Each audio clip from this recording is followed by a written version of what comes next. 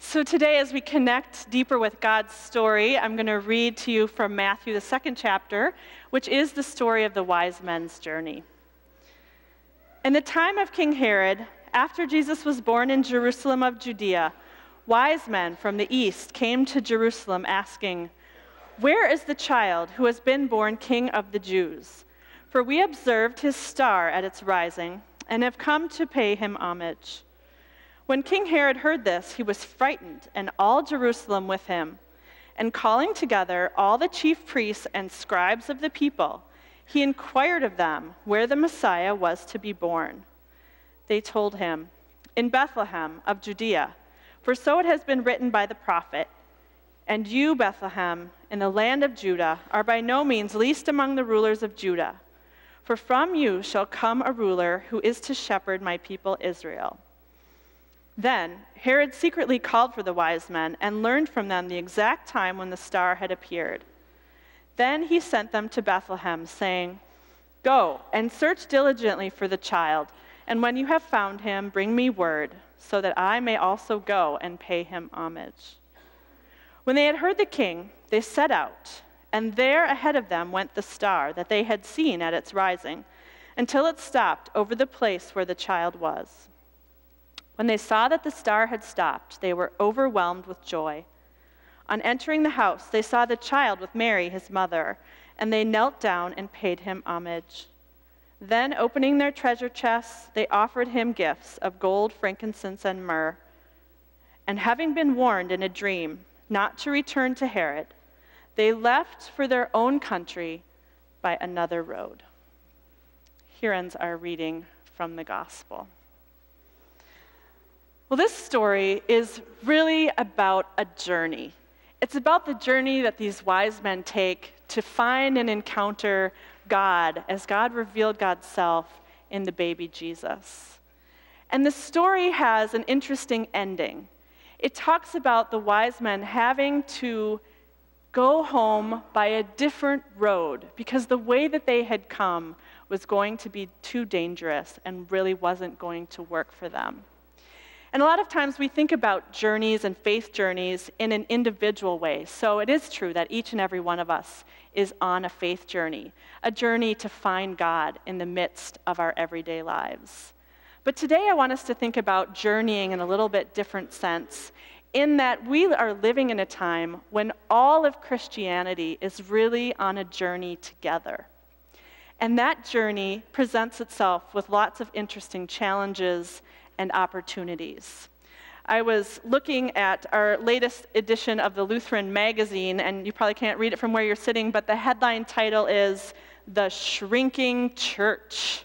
And there have been lots of articles like this in major newspapers and magazines and blogs talking about how churches are struggling to keep members, to keep people coming, and churches are seeing their numbers in decline. And a lot of people are very upset by that. They're wringing their hands. But I see it as a really wonderful opportunity for all of us to participate in an exciting conversation that's happening really around the country and around the world about where the church is headed into the future. And who do we need to become as a people of God into the future so that our treasure that we know here, and that is Jesus, can be known, but perhaps in new and different ways as we head into the future. So there's this conversation happening around the country, and it's called the emerging church movement. And it really cuts across all denominations and all different types of Christians. And here at Trinity, we're a part of this conversation, and we've been sort of dipping our toes in this conversation in different ways. Some of us have been going to conferences and things like that. But as a leadership team, we really felt that it's time to invite all of you to participate in this emerging conversation about what it means to be faithful Christians in the 21st century, and what we as a people of God and as a church need to look like as we move forward. So fortunately, our own Lutheran Church has put together a great resource for us to enter into these conversations. And they've produced 7 short, really well-made films, each one featuring a different voice from the emerging church across denominations. And here at Trinity, in this new season, this new year, we're inviting all of you to join in a new small group called an Animate Faith group, where you can engage with these leaders in the emerging church and really dive into deep and meaningful conversations together about faith. So as a way of getting you excited about participating in one of those new groups, we're going to show you the first video in the series. And the first speaker that we're going to hear from today, his name is Brian McLaren, and he is a pastor and public theologian. He's one of my favorites. I've read a lot of his books. And he really does an excellent job setting up and framing this conversation about how is it that we speak about God and our faith in this new age of Christianity. So I invite you to take a look at the video. It's about 10 minutes, and then after that, we're going to have time for you to turn to some people sitting next to you and have a short conversation about something, an interesting idea or something that stood out for you in the film. So kind of be paying attention for something that grabs your attention as well.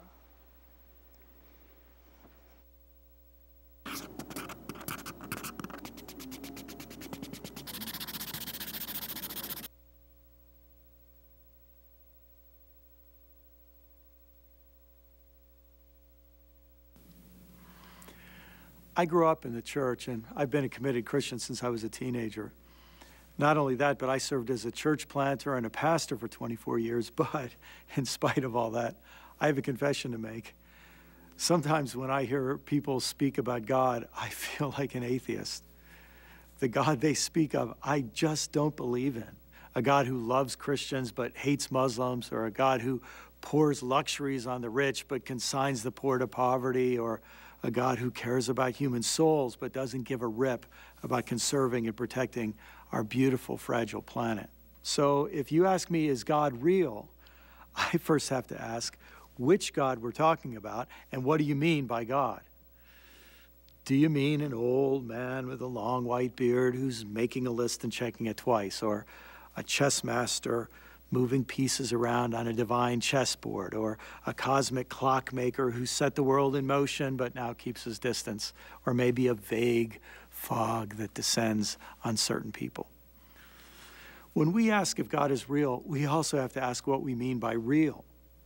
Is God real the same way a physical object like a frying pan or a toaster or a cinder block is real? Or is God real the way love or freedom or hope is real? Or maybe God is real in a way we can't actually conceptualize, but can only imagine.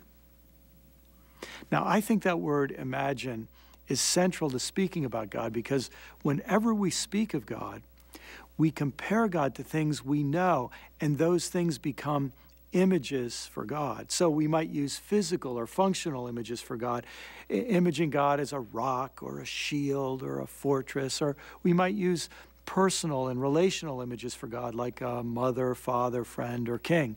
Or we might use mysterious images of power and wonder for God, like water or fire or wind or light. We have no way to speak or even think about God apart from images like these. In fact, the idea of the Trinity, so central to traditional Christian understandings of God, takes a great deal of imagination. Through history, people have used images like 3 dancers moving in a circle, or 3 leaves of a clover, or 3 states of water to try to convey that one God can exist in 3 persons, or that 3 persons can constitute one God. But our use of images for God puts us in a constant struggle, because if we aren't careful, we over-identify God with the image itself. So, for example, we might speak of God as king, but do we actually mean God is a literal king sitting on a literal throne upon his own literal gluteus maximus? Or if we speak of Jesus sitting at God's right hand, do we think God has 2 literal hands, left and right? If we speak of God's voice, do we think God has literal vocal cords that vibrate with literal breath expelled from literal lungs that breathe literal oxygen? I mean, when you begin to face these complexities, you realize why Christian thinkers and mystics have created 2 technical terms to describe 2 ways of thinking and speaking about God. In the cataphatic tradition, We emphasize that our images and words really can help us to conceive of God and relate to God. It means that we can talk about God. But in the apophatic tradition, we remind ourselves that God can never be reduced to images or contained by words. It means that reverent, loving silence is sometimes the most eloquent form of theology. When we hold these two traditions in proper balance, we keep seeking God, reaching out to God, and relating to God, always remembering that God can never be fully grasped in hand or captured in a box or stuffed into the hip pocket of our tiny little minds. Some people overestimate how much their language can capture and contain God. They lose the needed balance in the direction of excessive certainty, and their faith resembles a fortress built on a mountain. Whether they're believers or atheists, these folks are equally certain of their own viewpoint, equally dismissive of everybody else's, and equally impervious to learning something new. Life for them becomes a war zone, and faith for them is reduced to a fight about who's more right. Other people make the opposite mistake. Their faith resembles an imaginary castle floating up in the clouds. Everything's highly speculative and theoretical and academic and very far removed from real life and daily experience. If fortress people reduce God to concrete facts, cloud people reduce God to foggy opinions. If fortress people turn faith into a vicious fight about who's more right, cloud people reduce faith to a kind of inconsequential leisure activity, like doing crossword puzzles or collecting refrigerator magnets or being wine connoisseurs. In between these extremes, the rest of us need a third alternative. We don't want faith to be a fight, and we don't want faith to be a fog. We want our faith to be a quest for God and with God. For those of us who live in the zone of wonder and curiosity, faith and doubt, desperation and hope, maybe we could say that for us, faith is like a ship that we're sailing on. Our beliefs are like planks in the hull, and the trials and disappointments and enigmas of life are like the storms and icebergs and reefs that sometimes threaten to sink us. Sometimes old planks spring a leak and have to be replaced, often when we're far from shore. We might say that God is the source and the goal of our quest, and that God is the mysterious sea upon which we sail, and that God is the wind we raise our sails to receive. We might say that fellowship is what we experience with fellow travelers on our ship of faith. We might even say that theology is the necessary maintenance of the hull and decks and sails so that our ship stays seaworthy for generations to come. In all of this, of course, we need to remember that maintenance of the ship is not the point. The quest is our experience of and with God. The great French philosopher Blaise Pascal said it simply and well. We are embarked. In other words, we aren't just theorizing about a hypothetical journey or planning a potential voyage for someday in the future. We're already at sea, actually underway in the wild adventure of sun and wind and wave and tide. I can't help but think of the way Jesus made sure to lead his disciples off of dry land and out into the deep, as if to say, pay attention, friends, this is what the life of faith is like. Sometimes on my journey, I've experienced God in extraordinary ways, in dramatic surprises or soul-expanding insights or unexplainable mystical encounters. But more often, I felt God's reality in the simple encouragement of a friend, in the gentle inspiration of a sermon, or in the familiar ritual of the Eucharist. And I'd be less than honest if I didn't also say that at times I found myself in the spiritual doldrums, cast adrift and wondering if the wind would ever blow again. But through it all, I find myself between unfathomable depths above me and unfathomable depths below me, captured by the call of the sea and the thrill of adventure, which are for me beautiful images for God. whose grandeur and wonder surpass all words. So I wonder, do you find yourself more compelled by the Capophatic tradition that we can speak confidently of God? If so, what are the images that work best for you and that mean the most for you? Or maybe you're more compelled by the apophatic tradition that at the end of the day, human language always fails and silent, reverent wonder is our best theology. How do you try to reach that healthy balance where you use images that help you explore and search for God, but never become overdependent on them? How are you embarked on a journey of seeking for God and keeping the quest alive?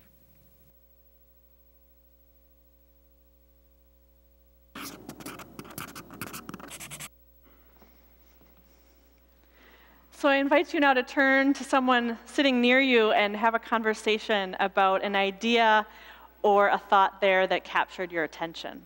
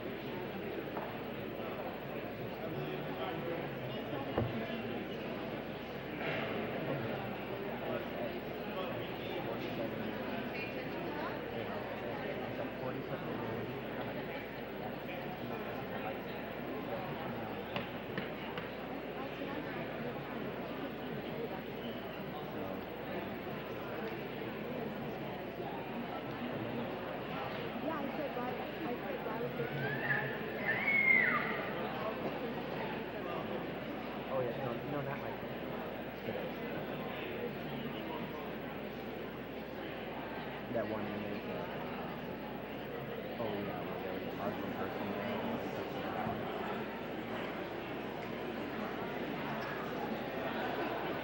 No, I'm gonna say that even if you don't know which one.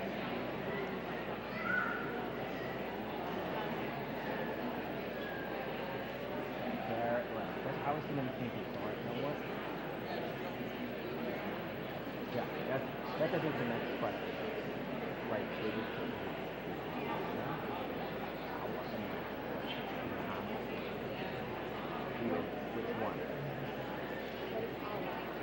Out. So, are they the same? Are they the same?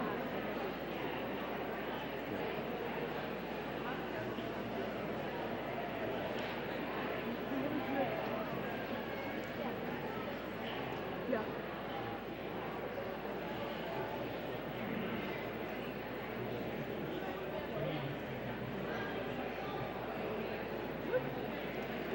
Well, I never really want to quiet a good theological conversation, but in the interests of keeping things moving along here, I thank you for talking to each other. And I want to invite you at this point to take a look at your take-home card, which this week is really inviting you to sign up for one of these Animate Faith groups. And there's going to be lots of different groups meeting in homes at various times. And so I invite you to just fill this out. It'll just take 30 seconds, leave it in the offering basket as it comes by you today, or else I'll be in the back in the narthex, and Julie will be in the commons if you have questions. One of the most exciting things about this emerging church movement that's happening throughout Christianity right now is a concept that we've been talking about here at Trinity, that each and every one of you is a theologian. And I have to say that I've had the blessing of having conversations with hundreds of you about your faith, about what you believe, about your stories of life and experiencing God. And each and every one of those people that I've had a chance to talk to has had something beautiful and wonderful to contribute to the conversation. So if you're sitting there a little bit hesitant thinking, gosh, I don't know if I really have anything to contribute, or if you're worried that you're just a little bit too shy and you don't want to join a new group, I invite you to just put all of those fears and worries aside and make one of these groups a part of your journey in the new year, because it really will be a whole lot of fun. And you'll have a chance to meet some amazing people like Brian McLaren and also the treasures that are sitting next to you in the pews every week. So sign up, take part, and it's going to be a great conversation for all of us to take part in together. Thank you.